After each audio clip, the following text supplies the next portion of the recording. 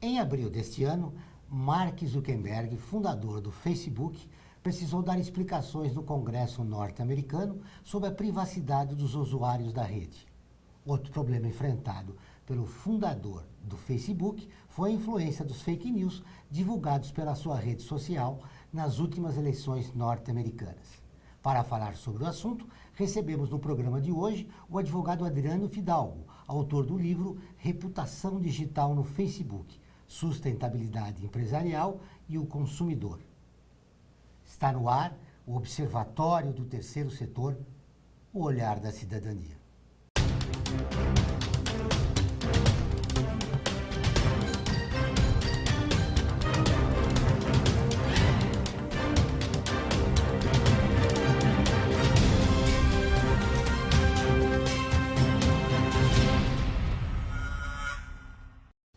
Adriano Fidalgo é presidente da Comissão de Direito Digital e Compliance da OAB Santana e também administrador da página no Facebook Educação Digital e Direito Digital. Tudo bem, Adriano? Seja bem-vindo ao Observatório. Boa tarde, obrigado. Com essa quebra da privacidade dos usuários de Facebook, causou uma intranquilidade geral. Certo. O que nós vemos é que, como já denunciaram a partir de Snowden, não dá para publicar tudo, né? A gente se expor tanto, né, com imagens, dados, então sempre há vulnerabilidades nos sistemas. Então, o conselho inicial é sempre tomar cuidado com o que vai postar, né? Tem um vídeo que fala assim, que eu mostro para as crianças que nós palestramos em escolas, pense antes de postar, né? Porque a internet é uma praça pública, então você coloca ali, você não tem dimensão de quantas pessoas irá atingir e a velocidade é muito rápida também. Então, você publica alguma coisa, agora o efeito é imediato. Diante desta realidade, o que prevê a legislação? O usuário tem recursos para apelar? Sim, temos a Constituição Federal, o Código Penal, o Marco Civil da Internet, só que ainda temos a necessidade de uma lei de proteção de dados. Mas o Judiciário Paulista vem respondendo já contento nas situações em que a privacidade é muito exposta, né? Por exemplo, nos casos de crimes sexuais ou em que crianças são expostas, a empresa que colocou lá na internet é obrigada a tirar aquilo de imediato com uma simples notificação, é um procedimento administrativo, né? Agora, caso isso se mantenha, o ofendido, né, pode buscar o judiciário como uma liminar para tirar aquele conteúdo inapropriado com urgência. Como os nossos dados podem ser utilizados no Facebook? Então, já havia essa suspeita, né, no âmbito da segurança da informação, o direito também já estudava isso, só que agora a situação ficou tão patente, né, com esse escândalo da Cambridge Analytica, né? Então, mostrou-se que o Facebook faz experiência com nossos dados e acabou vendendo para outras empresas, então atingindo com isso milhões de pessoas, quiçá bilhões, né? Agora, uma outra situação preocupante é que estamos chegando próximo às eleições. Então, teve uma notícia recente também, que também havia suspeitas, mas agora eu pelo menos foi a primeira vez que vi uma notícia pontual, né, e patente sobre isso, de que desculpem, há empresas que prestam essa assessoria.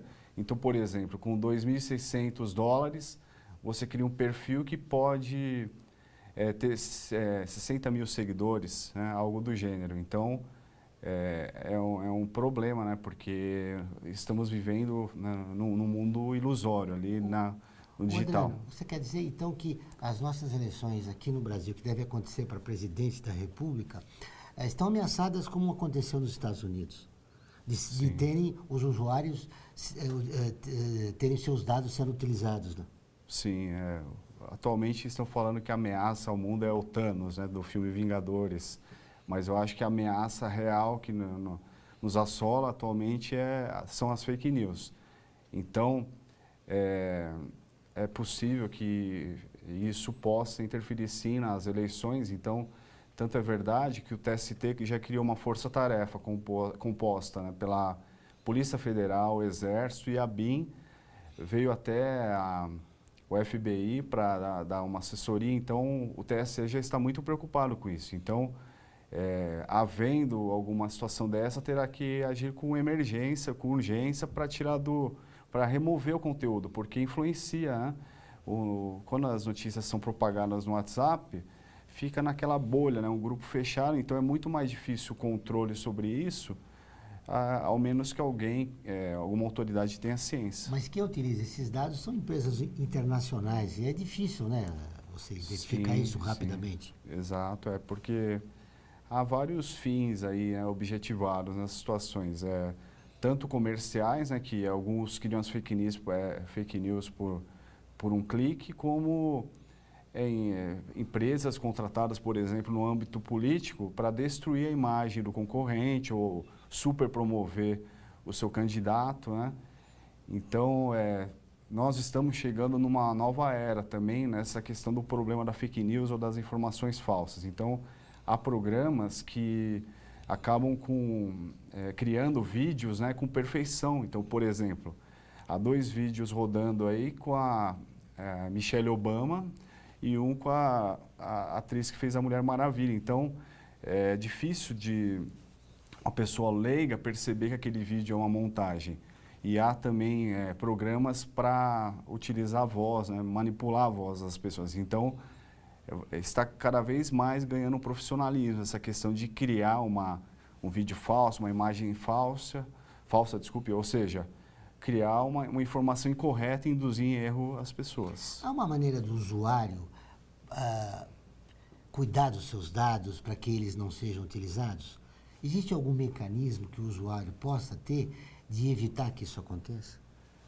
Eu creio que a melhor forma é evitar o excesso de publicações, né? As pessoas têm uma necessidade psicológica, talvez, de se autoafirmarem, né? de expor o seu cotidiano. Então, órgãos internacionais como a NASA, o FBI, todos são vulneráveis. Então, imaginem nós, como pessoas físicas, né, quanto estamos expostos. Ou então, seja, não tem. Não tem. A melhor forma é evitar. Muito bem. Todas as terças e quintas-feiras, ao vivo, às 14 horas, tem o programa de rádio Observatório do Terceiro Setor. Ali nós recebemos especialistas que, junto com os ouvintes, debatem os principais temas da atualidade e do terceiro setor. Você pode ouvir pela Rádio Trianon AM 740 ou em qualquer lugar do mundo, pela internet, do seu celular, computador ou tablet, pelo link que aparece na sua tela. Participe e ajude uma sociedade mais justa, solidária e sustentável. Nós voltamos depois do intervalo.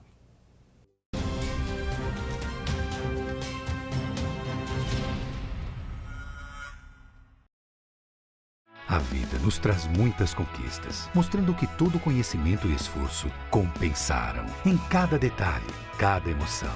Estudar na FIA me fez crescer profissionalmente e a conquistar um objetivo maior, que foi a felicidade de ajudar meus filhos numa carreira brilhante. E a FIA compartilha esses sonhos com a melhor estrutura, corpo docente e networking que conduzem ao sucesso e à felicidade. FIA, sua maior conquista. Olá, eu sou Laura Gelbert, da ONU News. Notícias das Nações Unidas e do mundo você acompanha na página e nos programas do Observatório do Terceiro Setor, parceiro da ONU News. E para acompanhar diretamente a ONU News em português, acesse nossa página e redes sociais. Até lá!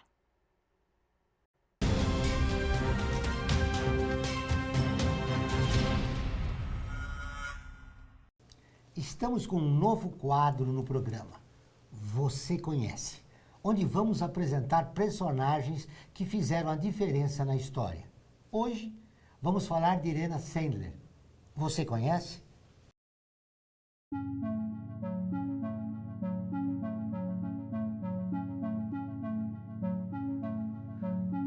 Irena Sandler era assistente social em 1939, quando a Alemanha nazista invadiu Varsóvia.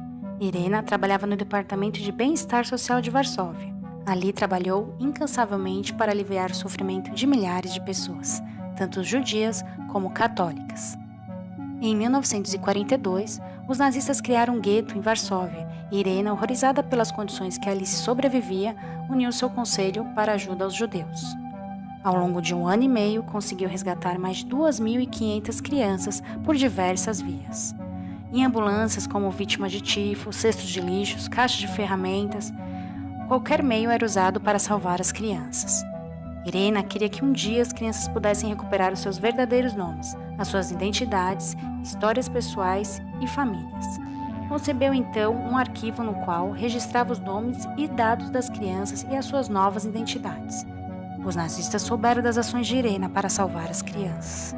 Irena foi presa pela Gestapo e levada para a prisão de Payawak, onde foi brutalmente torturada. Quebraram-lhe os ossos dos pés e as 2 pernas. 3 meses depois, foi julgada e condenada à morte. Enquanto esperava pela execução, um soldado alemão levou-a para um interrogatório adicional, como ele disse aos seus superiores.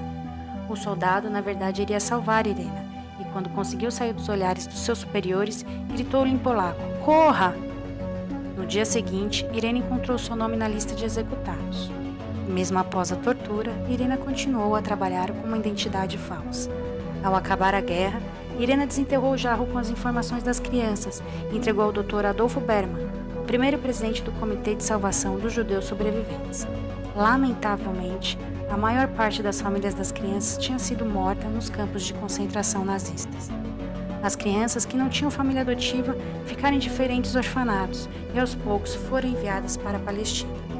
Irena Sendler foi apresentada como candidata ao Prêmio Nobel da Paz pelo governo polaco em 2007, mas não ganhou. Irena faleceu no dia 12 de maio de 2008, aos 98 anos. Adriana, é muito importante a gente assistir personagens que fizeram a história como a de Irene, que salvou 200 crianças na Segunda Guerra Mundial. É uma verdadeira heroína, né? É uma defensora da dignidade da pessoa humana, um princípio que é tão falado hoje em dia, né?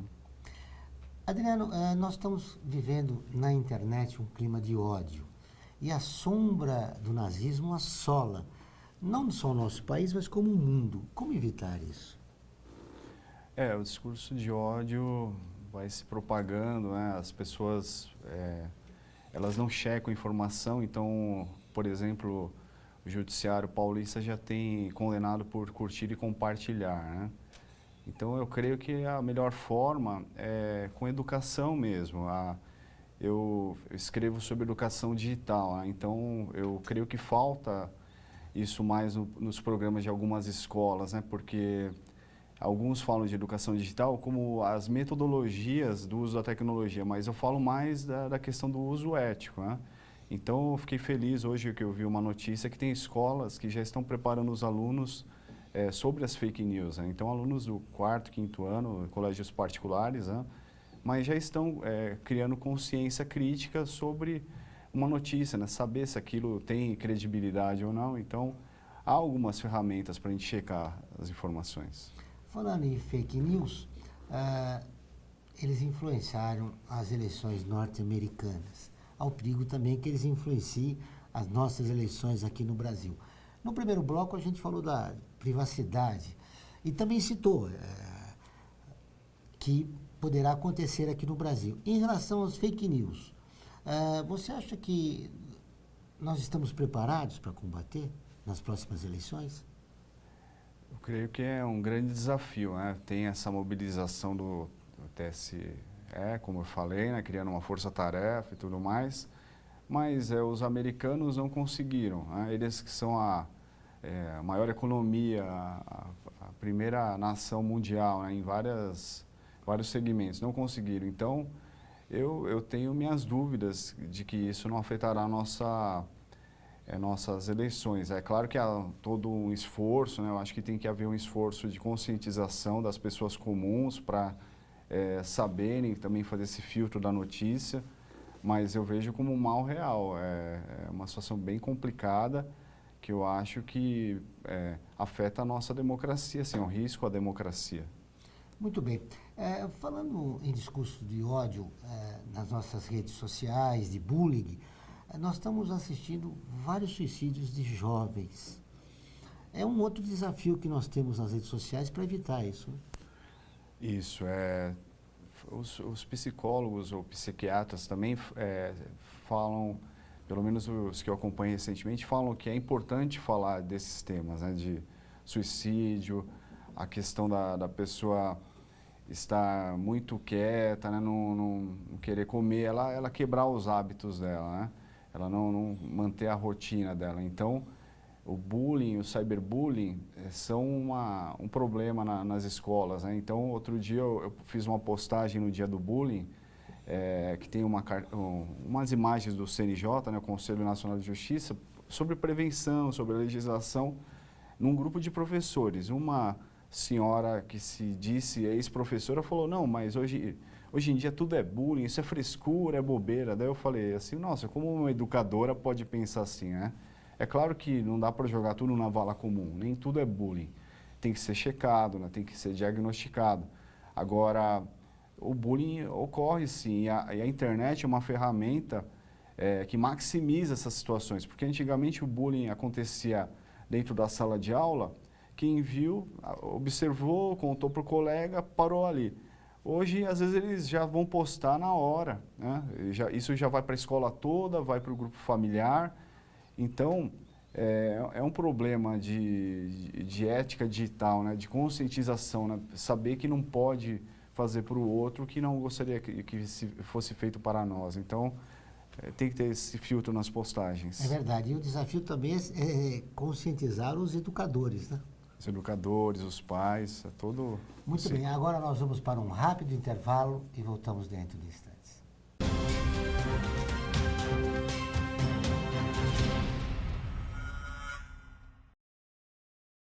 A FUNASP colabora com a USP nas relações entre fundações por meio de fóruns, simpósios, seminários, pesquisas e intercâmbio de informações, além do seu investimento na área social. Para melhores informações, entre no nosso site www.funasp.org.br. FUNASP, um marco entre o universo acadêmico e a sociedade.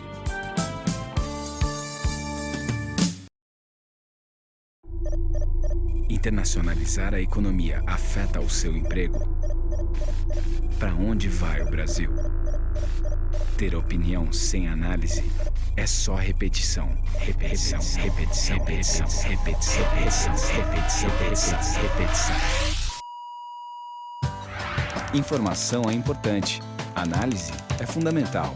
Le Monde Diplomatique Brasil. Independente e crítico.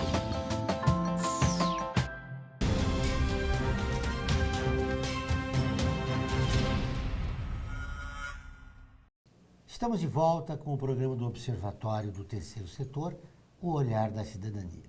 Não esqueça, todas as quartas-feiras, às 17 horas, tem o programa Olhar da Cidadania na Rádio USP, com temas da atualidade e dos direitos humanos. Anote-se, todas as quartas-feiras, às 17 horas, na Rádio USP, em São Paulo, 93,7, em Ribeirão Preto, 107,9 FM.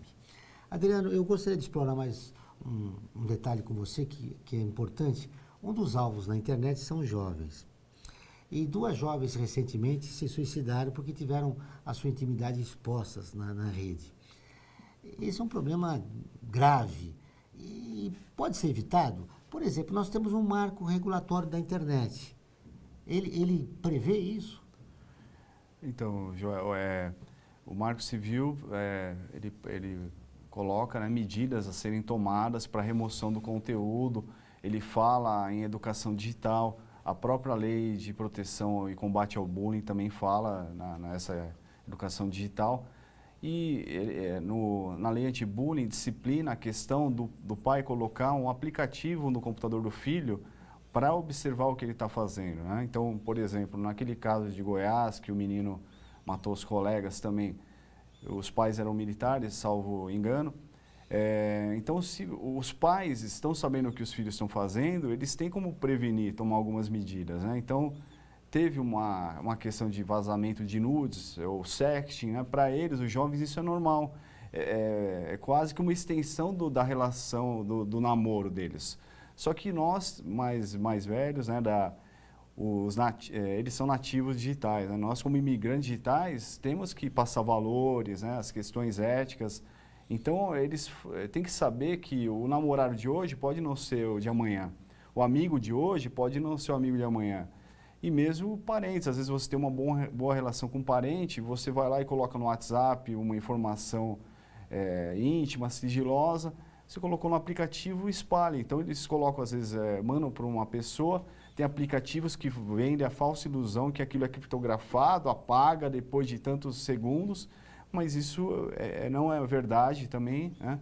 Porque foi provado que o Snapchat, por exemplo, a base de dados vazou, está na internet aí, né? Então, eles têm que ver que essa ilusão de segurança é irreal. Então, o melhor remédio, voltamos sempre àquele ponto, evitar, né? Evitar a exposição íntima. Os pais dialogarem com os filhos e sempre ficarem atualizados na utilização do uso que os jovens fazem da internet. Seja pelo aplicativo, seja monitorando o que os filhos estão postando e vendo, porque os pais respondem civilmente também, né? Pelo Código Civil e mesmo pelo Estatuto da Criança e do Adolescente. Então, o pai é corresponsável. Se um menor for xingar alguém lá na rede social, o pai vai responder. Então, essa questão da criança, né, ou adolescente falar para o pai, eu não tenho intimidade ou privacidade, isso é relativo, né? Alguns educadores vão falar que tem que ter em alguns aspectos, mas essa questão envolve segurança da informação, né? Envolve a questão da própria saúde mental e física da pessoa, integridade física. Outro detalhe importante é que os jovens são alvo também dos fake news. Alvo dos fake news, alvo dos perfis falsos. Há vários relatos de colegas de escola que criam perfis falsos para, por exemplo, um menino cria um perfil falso de uma garota bonita, fotos, né, de modelos para atrair outros rapazes. Depois pede que ele se exponha na webcam com vídeos, tudo, e começa a fazer chantagem, né? Isso que provocou o suicídio daquelas jovens, uma delas no Rio Grande do Sul. Teve um caso de uma moça que ela cometeu o suicídio só com o temor da divulgação do vídeo, ele nem sequer tinha ocorrido. Aí ocorreu depois do falecimento dela. Então, é complicado essa exposição. E no caso da baleia azul? Então, a baleia azul, conforme relatado pela Polícia Civil aqui de São Paulo, foi uma situação envolvendo bastante a fake news, porque a notícia partiu da Rússia, dizem que foi criada por um algoritmo, lá relatava-se que ocorreram vários suicídios, mas isso não era verdade, então teve o efeito cascata aqui, tiveram algumas mutilações aqui em São Paulo, né? Eu não tenho a certeza se ocorreu um suicídio de fato, talvez em outros estados. Então, o que descobriram é que, às vezes, próprios colegas criavam esses grupos para induzir, né? Então, por exemplo, o induzimento ao suicídio é crime. E a Polícia Civil aqui do estado de São Paulo foi bastante rigorosa e firme nesse assunto. No caso dos fake news, você fez uma pesquisa, né? E constatou dados importantes. O fake news é um assunto que você começa a pesquisar num ponto, vão abrindo janelas, né? Então, um dos pontos que mais me chamou a atenção foi a questão de que, com $2.600, há empresas que prestam assessoria que ela impulsiona o perfil de uma pessoa com 60 mil seguidores. Então, a partir desses $2.600 vai até $400 mil. Pode-se levar um candidato ao topo, quanto pode se destruir um inimigo eleitoral, por exemplo, ou um concorrente empresarial. Então, temos que observar esses perfis aí meteóricos também, se eles têm uma realidade, né, têm credibilidade, né, checar os fatos, as notícias em portais de credibilidade, né, como falado. Aqui o Observatório checa todas as informações, então acho que o jornalismo profissional ganha um protagonismo essencial nesse momento da nossa democracia. Olha, para finalizar a nossa entrevista, a gente volta nos cuidados. Nossa privacidade já foi quebrada, nós somos alvo de fake news. Que conselhos você daria para o usuário da rede preservar a sua privacidade e evitar os famosos fake news? Eu acho que as melhores coisas é sempre não curtir ou compartilhar por impulso. Quando a pessoa está nervosa, não ir para frente do computador também. Então, tem algumas formas de você checar uma notícia. Por exemplo, Às vezes, lá no cabeçalho, induz a ser um portal grande, né, jornalístico reconhecido. Às vezes não, por exemplo, ao invés de Folha de São Paulo, é P Folha de São Paulo, né? Outra forma é a questão do conteúdo. Às vezes eles erram na grafia, erram na concordância. Então, você vê que não é... O jornalismo profissional geralmente é bem rigoroso quanto a isso. Às vezes há uma mescla de uma notícia falsa com uma verdadeira. Então isso pode ser checado. E tem a questão do tempo também. Às vezes publica uma notícia fora, né, no momento que não é aquele real que ela aconteceu, então pode fazer com que as pessoas se enganem também. E há portais específicos também para checagem de notícias que tem aparecido aí, então você pode jogar lá na dúvida. Um exemplo, boatos.com, você vai lá naquele portal e vê se aquela notícia tem realidade ou não. E comparando também, por exemplo, hoje estão falando que o Banco Central não autoriza que se recebam as notas que estão marcadas com carimbo. Então, eu chequei hoje no Banco Central, não tinha essa informação. Então, você vai num portal grande, 2 ou 3 e confirma se a informação fecha ou não, ou se é uma fake news. Busca essa mesma informação em outros portais. Em outros portais para confirmar se tem aquele mesmo conteúdo. Para checar se a notícia é verdadeira ou não. Exatamente. Foi um prazer conhecer. Muito obrigado pela entrevista.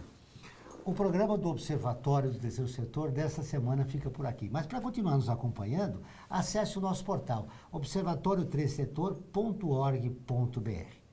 Participe e fique por dentro das novidades do terceiro setor e do mundo. Lembrando que o Observatório do Terceiro Setor está presente em mais de 173 países e atinge quase 2 milhões de pessoas. Voltaremos na próxima semana com o Observatório do Terceiro Setor, o olhar da cidadania. Até o próximo programa.